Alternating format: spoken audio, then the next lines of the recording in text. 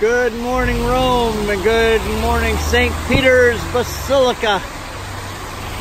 It's been raining all night, but it's clearing up now. Here is our Michelangelo Hotel, and we're all going to be coming out that door and boarding the bus today to go to St. Peter in Chains for Mass. So good morning to Rome.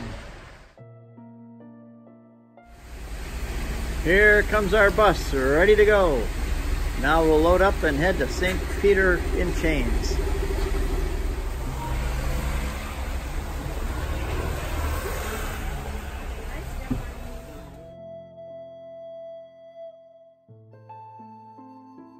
Before coming down, you can just get something quick to start the day. Then when you're at the airport, you'll find coffee and everything else. Yes. The scale, I'm not sure. They might not be. You have one? Okay, so we'll... After the rain, we had a beautiful rainbow. And here we are driving out of the ancient city of Rome through the old Roman walls.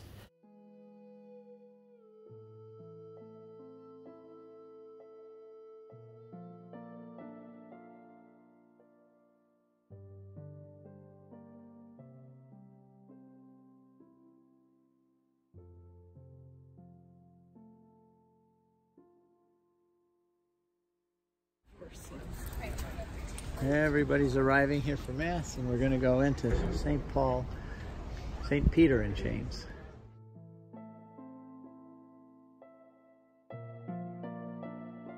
So here we have the chains of St. Peter, some from Rome and some from Jerusalem, and they fused together. And here they are for us to venerate.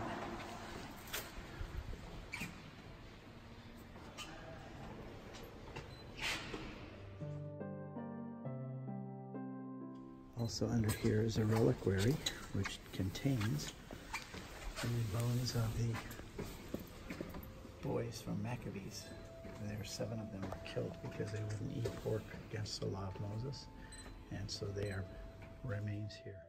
Under this altar they found 7 boxes with the bones of the 7 martyrs of the Maccabees. Here is a tribute to them and what they did, and a picture of all 7 of them dying in the presence of their mother, who encouraged them to be martyrs for God. And of course, here is the famous Moses carved by Michelangelo.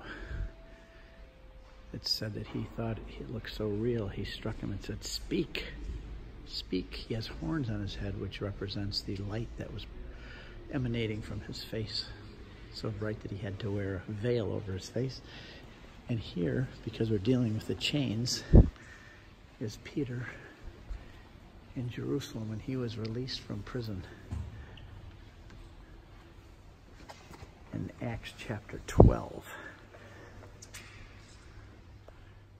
And here is the event when the chains fused together as a miracle. In Acts chapter 12, Peter was imprisoned and chained and released, and those chains are come here. Here is a picture of them being presented to the Pope, and they fused together, and he later touches them. Here's from the ceiling of the church, touches somebody, and it's a miracle.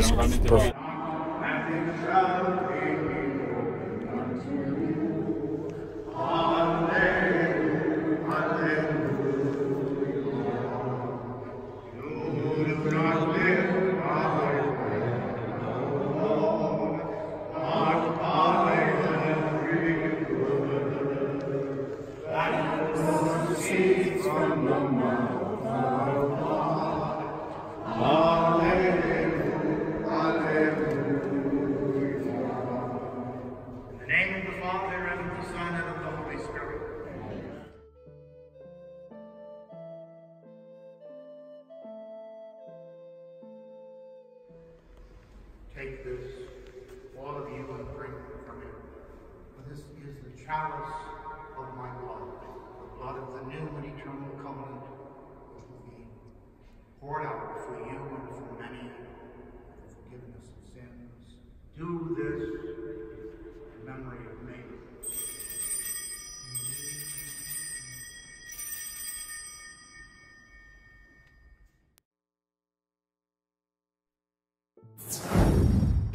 After a tour of the church and Mass, we head now to the Roman Forum. Walking through the streets of Rome, we arrive. Beautiful views and scenery as we go along. And here we are stepping into the Roman Forum. At the time also of the last of the 17th century, the area was cleaned. A big draining system was opened to clean the area, and the Forum from a marshy valley became a big and impressive public square. And the Romans started to build temples to pray their own gods. They started to build here political buildings, look about the Senate. Arches of triumph, one is there, one will be on the other side. And also they wanted to build here all the political, economical and social buildings of their economy and their life.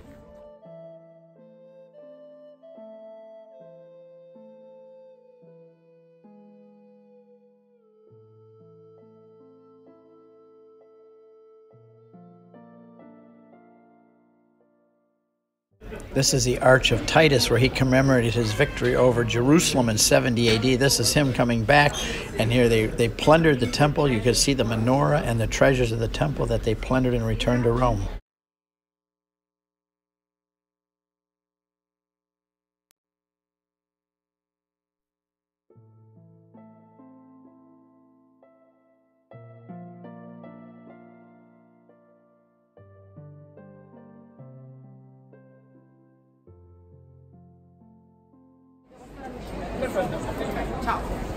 By this way, we can just enter inside.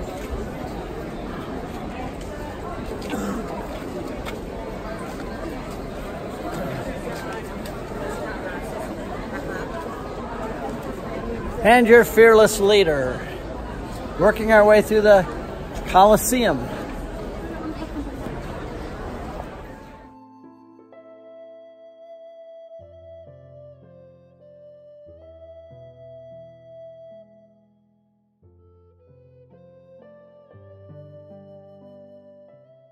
There are some illustrations to show the kind of weapons and helmets that were used by the gladiators, and also images, ancient images drawn of the gladiators fighting and the animals. So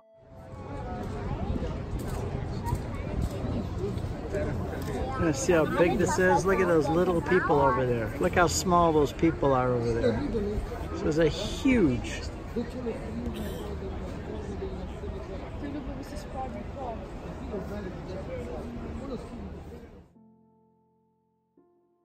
That they may become my tomb, and may leave nothing of my body, so that when I have fallen asleep in death, I may be no trouble to anyone. Then shall I truly be a disciple of Jesus Christ, when the world shall not see so much of him as my body. Entreat Christ for me, that by these instruments I may be found a sacrifice to God. I do not, as Peter and Paul, issue commands unto you. They were apostles. I am but a condemned man. They were free, while I, even until now, a servant. But when I suffer, I shall be a freed man of Christ, and shall rise again emancipated in him. And now, being a prisoner, I learn not to desire anything worldly or vain. I am ready to die for the Lord. He wrote that in 107 AD when he was led here. He said that he was chained to 7 leopards.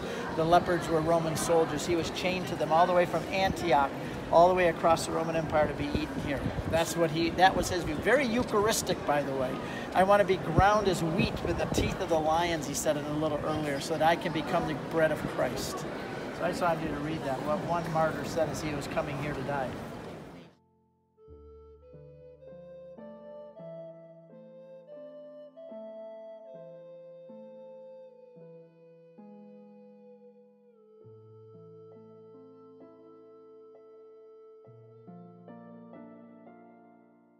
This is an image of Jerusalem.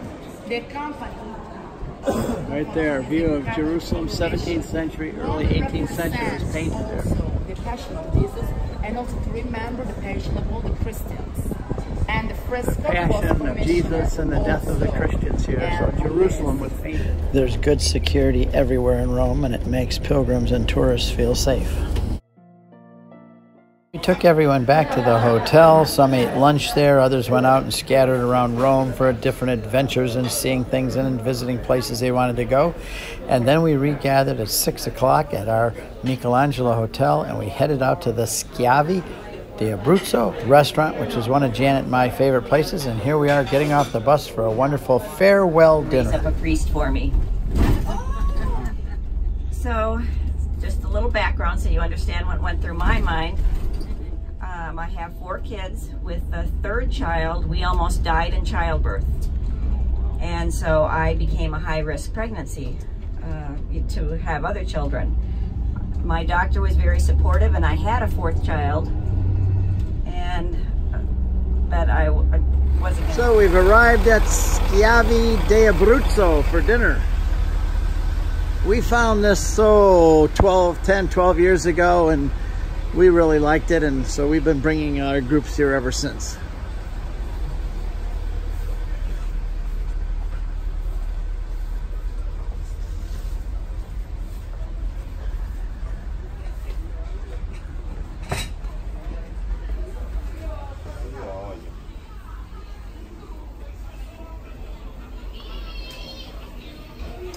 Hello.